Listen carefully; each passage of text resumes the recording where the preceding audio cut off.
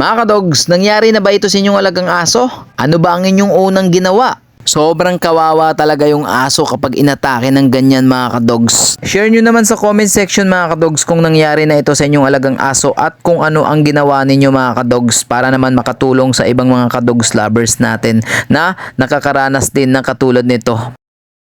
Dapat talaga mga kadogs ay panatilihin nating malakas ang resistensya ng ating mga alagang aso para may panlaban talaga sila sa kung anumang virus o kaya anumang sakit. Napaka-importante din mga kadogs na dapat kumpleto ang bakuna ng ating mga alagang aso at napupurga din sila ng tama. Kapag biglang nangyari yan sa inyong alagang aso, hayaan nyo lang muna silang kumalma ng kusa. Huwag nyo nga hawakan, lalo na sa may bandang bunganga, baka makagat pa kayo. Pero kapag nakikita nyo naman na parang mauuntog na sa semento ang kanyang ulo, gawan nyo na ng paraan mga kadogs. Kapag kumalma na siya mga kadogs, pwede nyo silang pakainin ng honey kahit pa kunti-kunti lang.